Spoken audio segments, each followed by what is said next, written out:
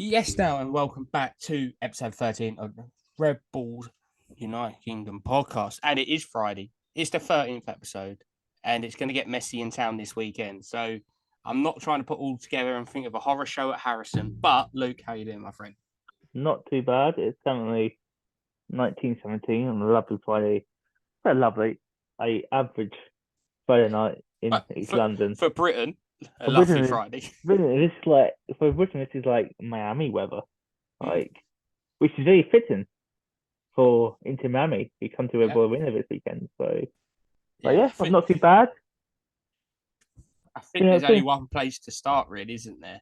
Um, yeah, and no, it is not with a certain little Argentine fella that we will be talking about very, very shortly. But obviously, this week did see the launch of the Harrison Metro. Obviously, yeah, our so-called fanzine for the New York Red Bulls. And as as I know Luke's going to say something in a second, but as you're going to say, we can't say thank you enough for the yeah, support so far and the positive feedback. We had the idea quite a few months ago, and then we really started ramping it up about 6 weeks ago when we were sitting there having an ice cold beverage in a local establishment, where I actually still have it on my phone to this day of a quick draft of yeah. their Harrison Metro logo, which Love for that. people who are watching along, oh, there you go, it's going to turn out. That was the first draft of the logo. Yeah. Obviously, it changed a little bit up since then, but yeah, we can't believe the feedback so Oh, far. it's been such an amazing week. Like I genuinely can't put into words. Like just also a bit surreal, I think. Like Mm, the other day we did like two guys in their twenties who happened to like a football team across the yeah, world. It made it a bit frenzy, and we thought it did quite well because there's not anything like that out there like this for especially Red Bulls. But even I don't think there's anything like over to like MLS. I don't think. So mm, like we did quite well. Never did we expect this level. To put no, into context how what it's done, obviously we don't have any real money lines. We've got a very basic website based analytics. Our website clicks on on the PDF for this month's punchline can no longer count how many of it is because it is part of our plan. So last I checked, it was in the 1,000 range. It was the last check was in the 2,000 range. I have no idea what's that now. And that was like Wednesday evening, or one day after release. Um, so it's beyond their wildest dreams. Like, and seeing like some big hitters interact with it, and like, yeah, it's just amazing. And if we're not going to rest on our laurels at all, we've got some big stats coming out. We're very excited. The yeah. future's bright. The future's very bright for it, and it will grow and grow and grow, and will be edition one. Definitely won't be the last, but it won't be. It will be in the double digits before you know it. 100%. I'd like to just add to that. Like, obviously, like I said, the feedback's thing, but no, we obviously wouldn't be here without Anthony, John, and Jamie Uh, as well for supporting and providing content from photos to articles. yeah, But like we say, issue two, which will be around the Nashville game, which is near the end of the season. We're looking to obviously increase the content because a lot of, personally for us, some of the ideas we had, we just didn't have enough time to be able to get that onto yeah, paper. So do look forward to the next one because we have got some very exciting things planned, a lot more details.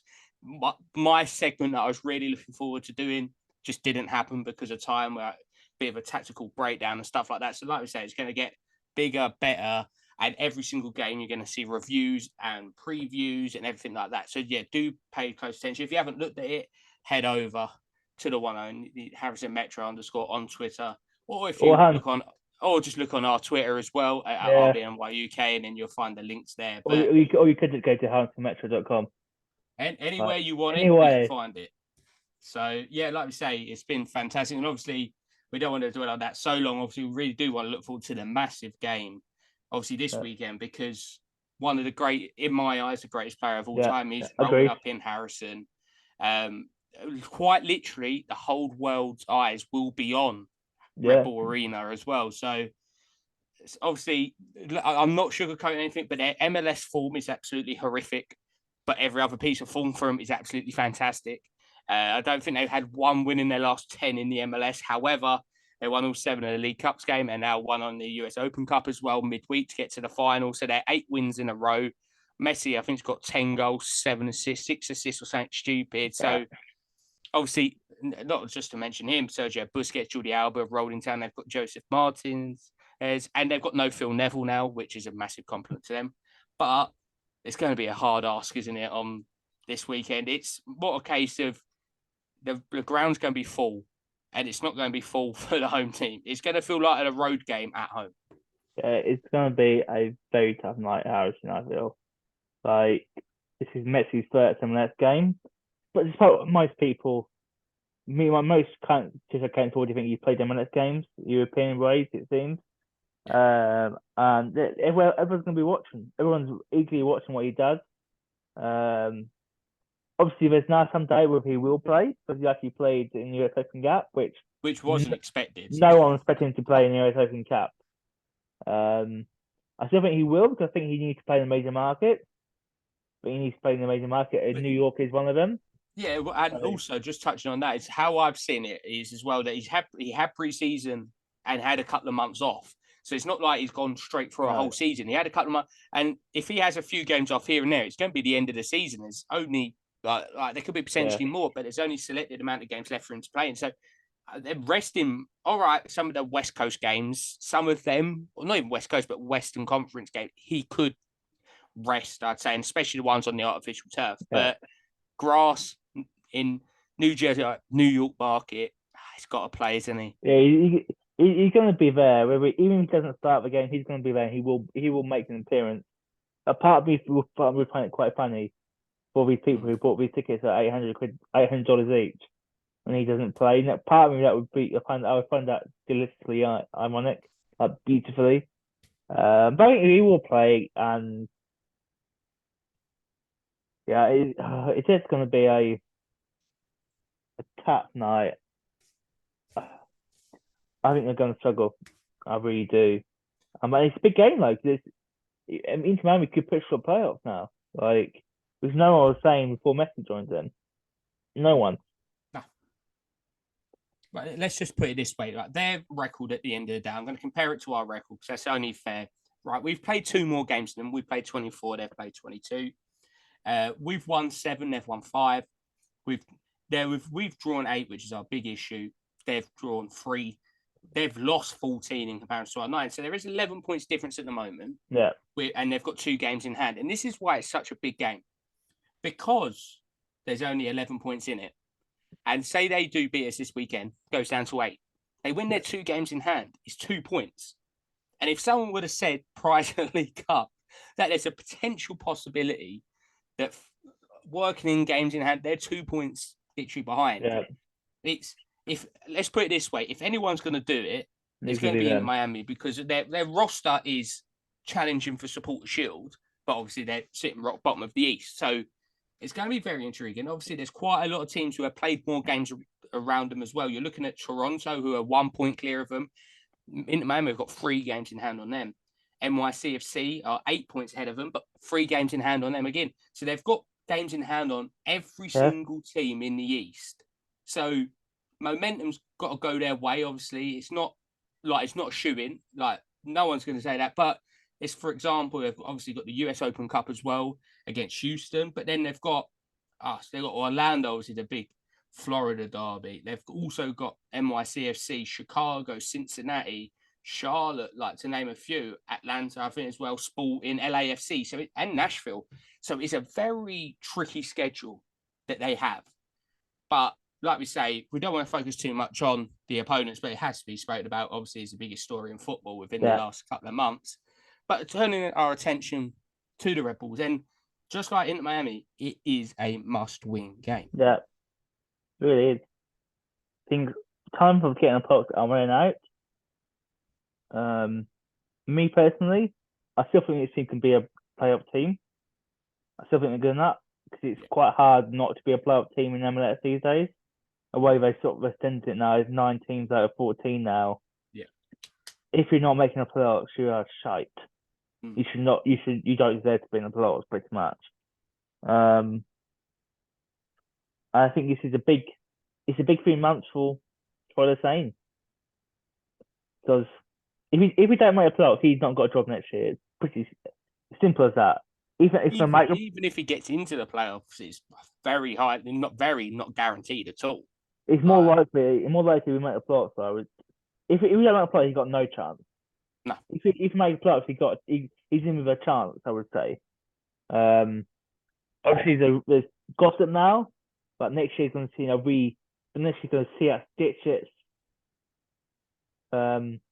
youth development model we're going for, and we're going to start investing in world superstars. That was direct quote by Mark Gumpri. If you saw that one, you will see a lot more world talent start to come to Red Bull Arena. That was a direct quote. So it's going to be an interesting year coming up, whether they make the playoffs or not. To see are we going to go out of the?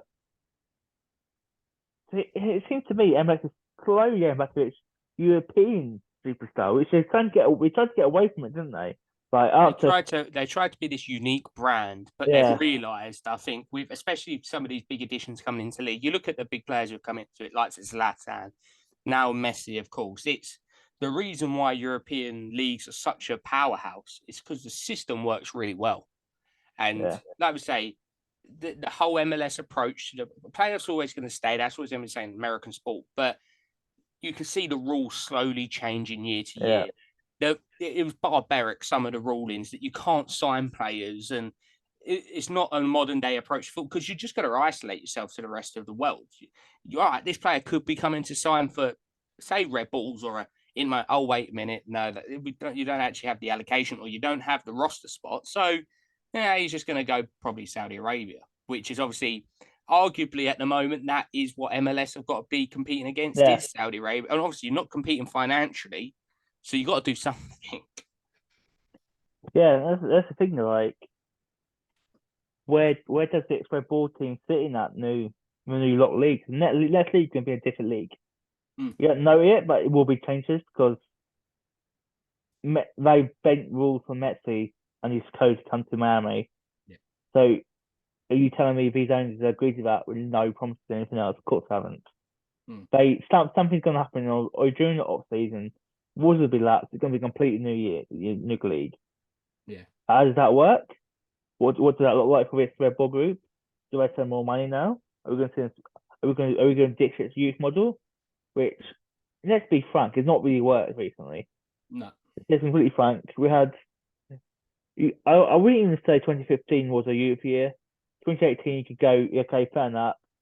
Tyler Adams at the peak, but you still had your big players. This team is fundamentally young. But it's going to be interesting year. Who really knows? We don't know a lot about this team at the moment. We don't know who's going to be coach next year. We know how many of these players are going to be here next year. It's going to a lot is out for grabs for the rest of the season. Both the coach and the players have got a lot to prove to say where they're to be in next year, because based on this year so far, you could argue not a lot of them deserve to be. Yeah, I think that's the massive thing. I see it as a whole complete new season, the remainder of the season of, like you say, people are fighting for their jobs or spots on rosters.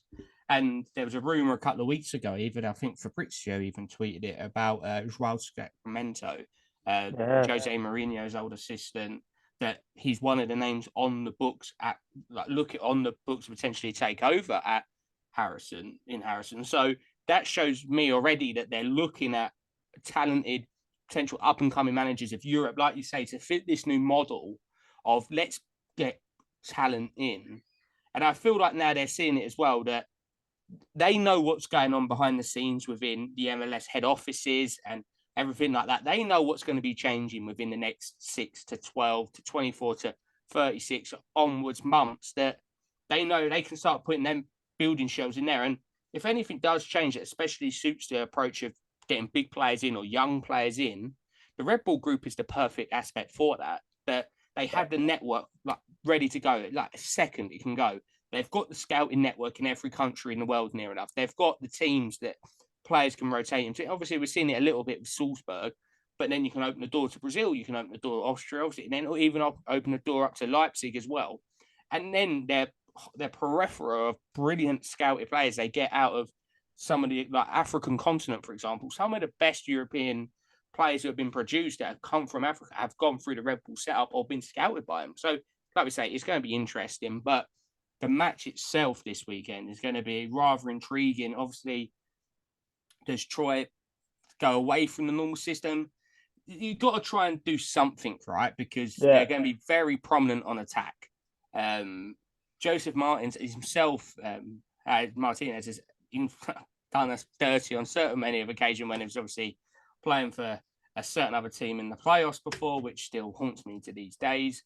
But for me, it's one of them. You need your team fully fit. It's not fully fit, but it's better than it has been. I think CCJ would have been a massive, massive player in this game. Obviously now playing in Ligue 1 or Toulouse. So how do you see it playing out? Obviously, we don't have possession anyway. No matter who we play, we give up possession, try and then break, counter. But it's going to be a similar approach. I don't think we're going to change too much in terms of approach. The only thing I could potentially see is maybe going to a back five, but you don't want to change. You don't want to change things. At the end of the day, we're the home team. Yeah. So, the trouble with this team as well, let's be perfectly blunt. This team cannot concede 2 goals to Miami, or they will not win the game because this team cannot score goals. This team cannot score goals. This team has not scored goals for a long time. Our strikers are not scoring. No. So if you give up 2 goals to this Miami team, comes down if we're not going to win the game. Basically, you basically have to shout out this team. Yeah. This Miami team has got Messi in it, so defenders are going to have a long night. And we don't have to hope you get 1 goal, 1 shot, haven't they? So one shot a goal and you take it. In fact, you get to defend it, and that's all you can hope for really for this match. It's still bad. We shouldn't be this pessimistic, but when you've got a team that are on such a high, and you can still Messi making all these plays better. Yeah. He's taking on his wing. You can really see that, and I don't know I really don't know, but I feel like, you got to counter, get a goal, get 2 goals if you can. If not don't concede to this team. That's simple as that, really. Yeah, like I say, the last time we won an MLS game by multiple goals was the Atlanta game, 25th of June, I believe it was. We won 4-0. And even that was a bit of a purple patch at the end of the game where we were just playing very well. And Frankie come off the bench and got 2, I believe, if my memory serves me correctly. But like you say, we're not going to go out there and win 5-3. We're not going to win 4-1. If we win, it's going to be a 1-0 or a 2-1 kind of scoreline. Our probably best bet is a clean sheet and try and hold off Messi. But every single defender in the history of football since 2005 has been trying to keep the guy quiet, and very rarely has he kept quiet. Especially at the moment, like putting allegiance aside, it's fantastic to watch him at the moment. He seems happy, he seems fit, he's looking sharp, he's looking a very good version of Messi, especially after the period he's had at Paris Saint-Germain. Obviously come really well for Argentina at the World Cup, but the PSG was never quite right. It seemed he was always a bit down. It looked like now he's happy, free flowing. The team are just giving him the ball when he wants it. He can take everything he wants. He's a dangerous prospect for anyone. Yeah. And it's going to happen at one point between now and the end of the season where he probably gets 4 or 5 in one game. It's going to happen because a penalty. He's going to get a little juke and he's going to go down and win a penalty or free kick on the edge of the box. So it's going to be one of them. I think we talk about it a lot in the Premier League. Obviously, the players now joined to West Ham, a bit of a tangent. But Ward-Prowse, for example, don't give away free kicks on the edge of the box. And they're going to be saying that again because, all right, he's not scored every one, but he's scored quite a few of them so far. And in the League Cup, he was putting them in the top bins. There's no way any keeper is saving it. So it's going to be a case of try not to foul him. But if you're going to foul him, try and do it on the halfway line where he's not going to score directly, or you hope.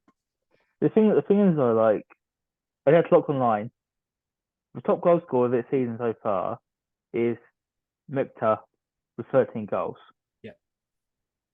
Does Messi come close to that in 10 games? What has he got in League Cup? 8 goals? 7 goals in what? 6 games? No, it might have even been more than that. Yeah, I think it actually might have been more than that already.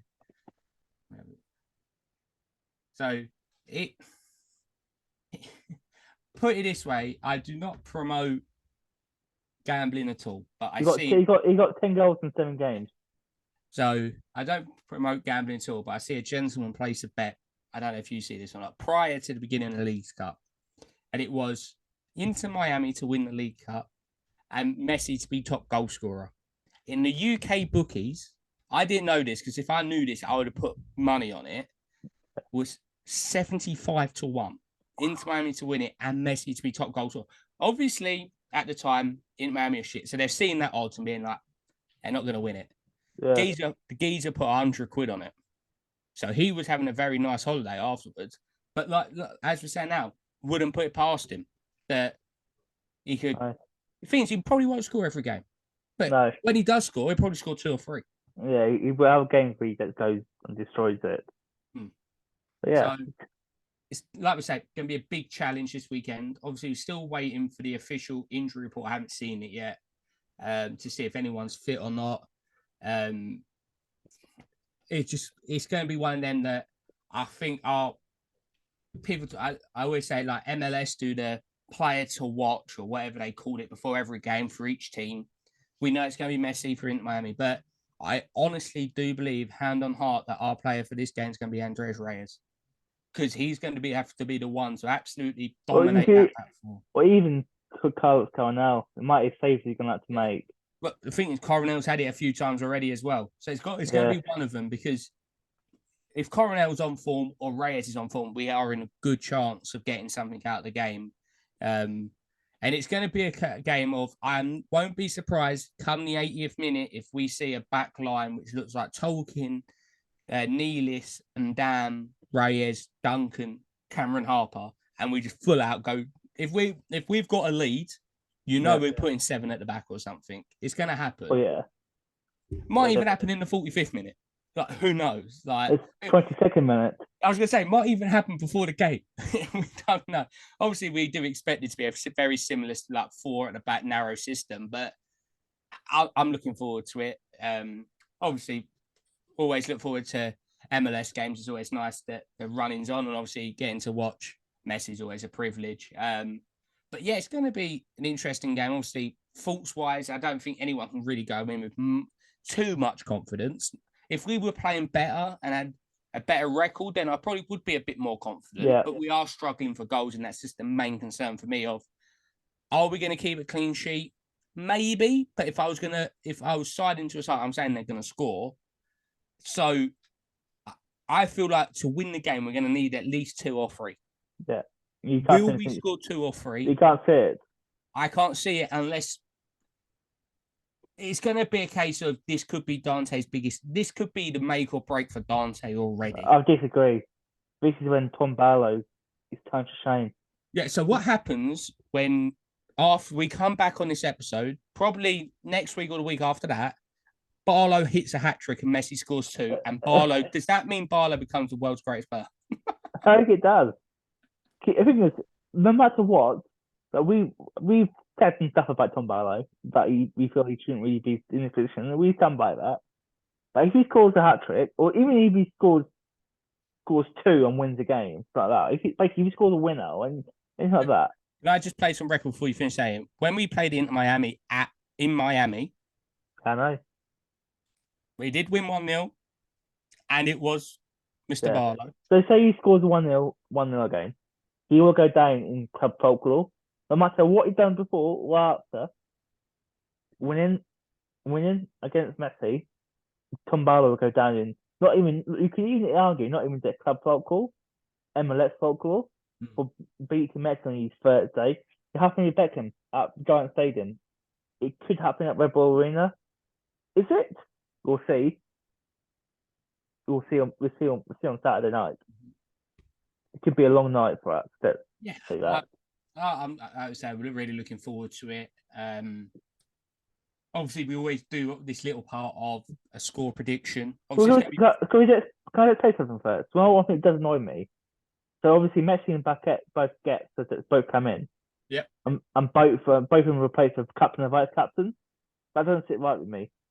Well, no, but at least Messi, when he was picking up the Leagues Cup, can we actually on Leagues Cup? How horrific is the engraving on that trophy? By the way, Awful.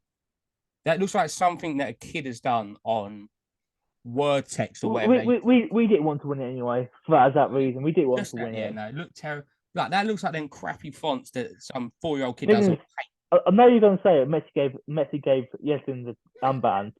Messi's probably thinking like, I won a Champions League. Don't really care about a simple made out trophy. Yeah, like, but I let it go this moment. I got one of the bigger ears. I honestly think that if you would have asked a lot of Inter Miami fans, probably Yedelin wouldn't be their first choice for captain anyway.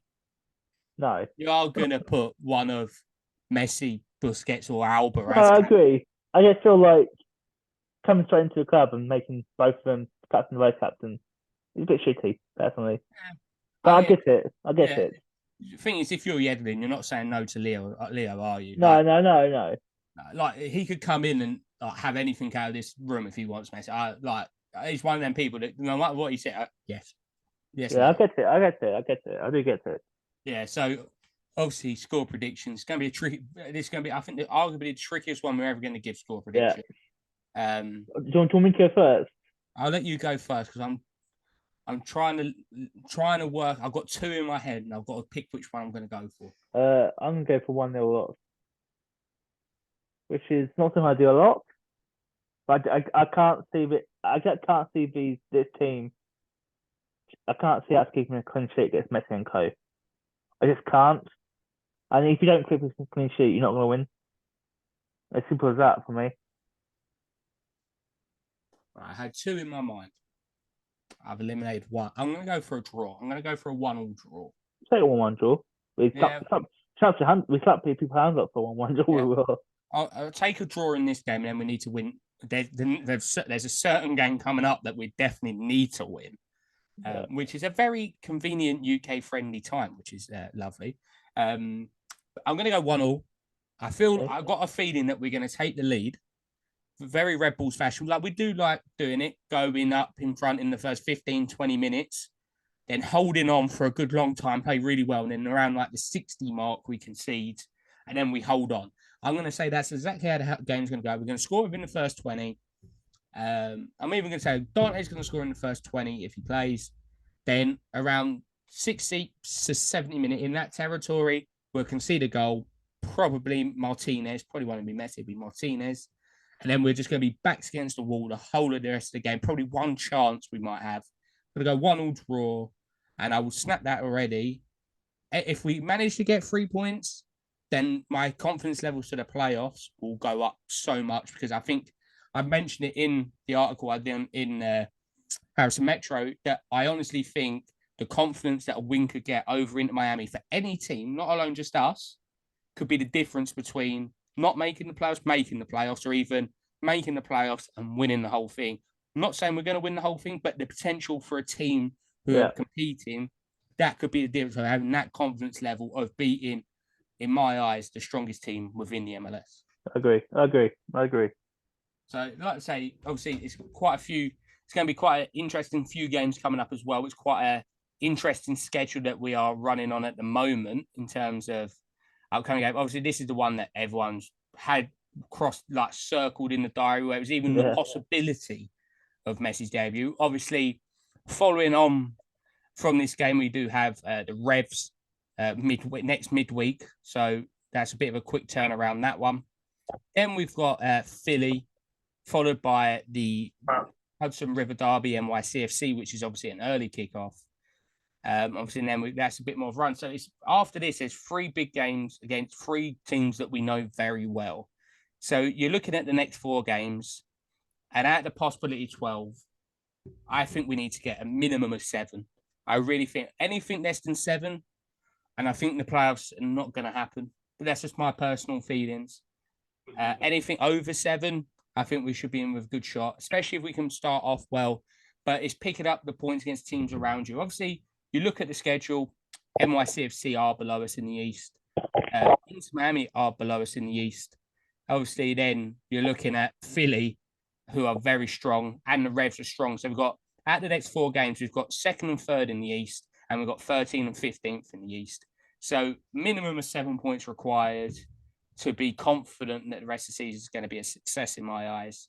Yeah. But it's going to be I'm sure you'd agree, the next 2.5 weeks are going to be massive, not just for the players on the pitch, but the whole team, the whole franchise, the whole club, and could be arguably a changing point in history, depending on what happens. Yeah, huge couple of weeks.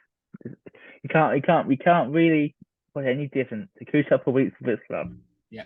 So like we're saying, yeah, it's a massive couple of weeks. Obviously, it is a midweek game next week, so probably we might have an episode out, no guarantees. Might have one next week. So might try and do one for like maybe just after the New England game ahead of the release. We work something out. One of us will probably do something. Yeah, we'll try and get something in, obviously, because that'd be a 2-gamer, and then it'd be looking forward to another 2 games. But like we say, from me and Luke, and obviously everyone to do with the Harrison Metro as well, thank you so much for the support on that. But most importantly, thank you very much for listening to the RBNY UK podcast yet again. We really hope it's a successful few games for the Red Bulls, and obviously a massive, massive night at Harrison. So if you are going, enjoy. Hopefully we get the result and just take in history, because the man is fantastic, especially when you see him live. So hopefully he gets on the pitch for the people going, but for us, let's hope he has a stinker. But most importantly, come on, you Red Bulls.